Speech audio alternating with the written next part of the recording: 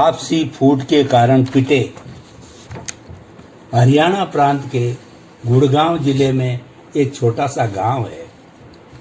वहाँ 3 पड़ोसी रहते थे, पंडित अमरनाथ, लाला बोहड़ूमल और पटवारी कंवर लाल।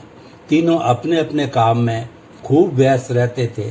व्यस्तता के कारण कई बार तो ऐसा भी होता था कि वे कई कई दिन एक दूसरे से मिल भी नहीं पाते। घर गृहस्थी संबंधी इतने काम होते कि मिलने का अवसर कम ही मिलता, लेकिन फिर भी वे अपना समय हंसी खुशी से व्यतीत करते थे। एक बार पास के एक शहर में दीपावली के उपलक्ष्य में मेले का आयोजन हो रहा था। सर्वप्रथम पंडित जी को यह समाचार मिला। उन्होंने अपने दोनों पड़ोसियों को यह समाचार बताया और वे तीनों मेले में जाने की योजना बनाने लगे। काफ़ी विचार विमर्श के बाद वे तीनों मेला देखने के लिए निकल पड़े। उस समय यातायात के ऐसे साधन तो उपलब्ध नहीं थे जैसे आजकल है। न बस थी, न कार थी, न ऑटो थे, यहाँ तक कि रेलगाड़ी भी नहीं थी। लोग पैदल ही यात्रा करते थे। अतः तीनों ने भी पैदल ही मेले में जाने का निर्णय किया। उन दिनों कुछ खास लोगों के पास घोड़े या बैलगाड़ी की सवारी हुआ करती थी।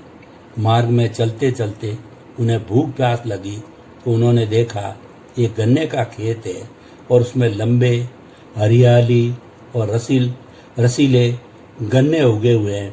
पंडित जी को तो देखते ही मुंह में पानी आया और तुरंत बोले, भाई हम तो गन्ना खाएंगे। ये सुनकर लाला जी कहाँ पीछे रहने वाले थे, बोले हम भी खाएंगे।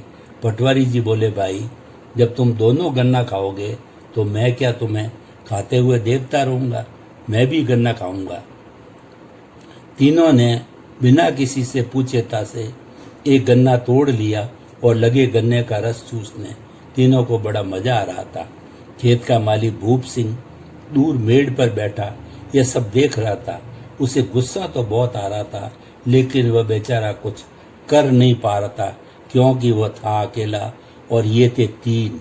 वो बैठा बैठा सोच रहा था कि मैं कैसे इनको समझाऊं कि बिना मालिक से पूछे किसी की वस्तु ले लेना चोरी करना होता है और चोरी का फल दंड होता है। अतः वह इन तीनों को पीटने का उपाय सोचने लगा। सोचते सोचते उसे एक उपाय सूझ भी गया। उसने सोचा सर्वप्रथम इन तीनों में फूट डालकर इनको अलग अलग किया जाए। वह दौड़कर उनके पास गया। उसने सर्वप्रथम पंडित जी के चरणों में झुककर उनकी पद रज माथे पर लगाई। लाला जी को हाथ जोड़कर प्रणाम किया और फिर अपना डंडा संभालते हुए पटवारी से बोला, भाई पटवारी साहब, पंडित जी तो हमारे बेटे पोतों को पढ़ाते हैं, हमें ब्रह्म का ज्ञान कराते हैं। उन्होंने गन्ना तोड़ लिया तो अच्छा ही किया।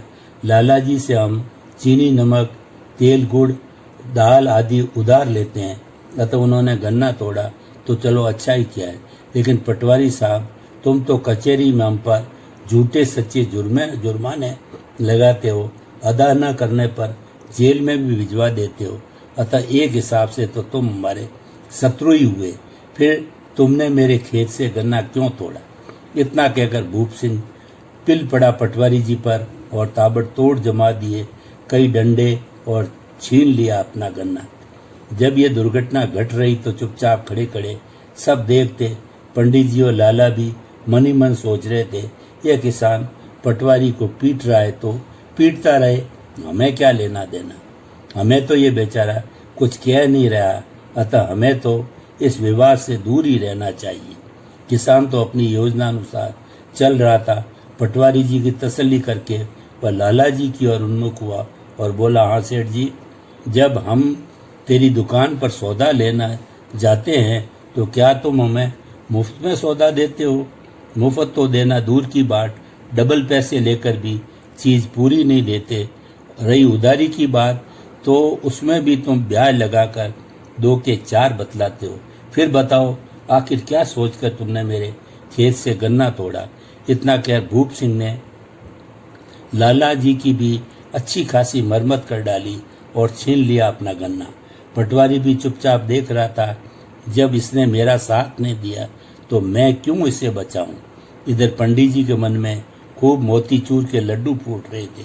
वे मन ही मन अति प्रसन्न हो रहे थे कि किसान ने इन दोनों की तो अच्छी खासी मरम्मत कर दी, लेकिन मेरी तो बड़ी इज्जत करता है, इसलिए उसने मुझे कुछ नहीं कहा।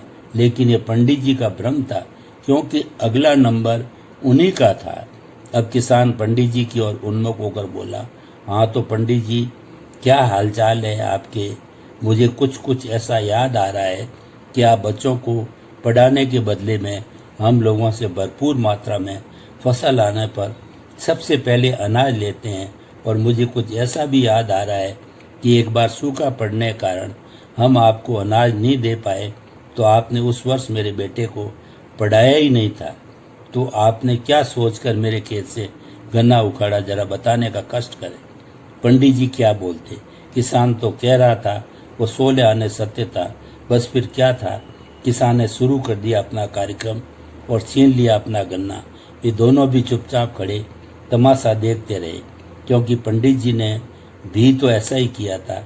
इस प्रकार तीनों पड़ोसी आपसी फूट के कारण अलग अलग पिटे, तथा उन्होंने काम भी पिटने का ही किया था, क्योंकि बिना पूछे किसी की वस्तु लेना चोरी होती है, और चोरी का फल तो आप सबको मालूम ही है।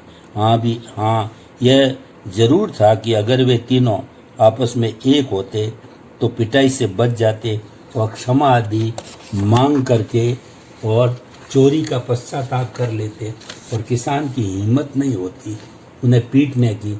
अतः हम सबको आपसी फूट से बचना चाहिए। हमारे देश पर अंग्रेजों ने जो इतने वर्षों तक राज किया, उसके मूल में हमारी आपसी फूट ही थी। इसीलिए उनका एक नारा उस समय प्रचलित था, फूट डालो और राज करो।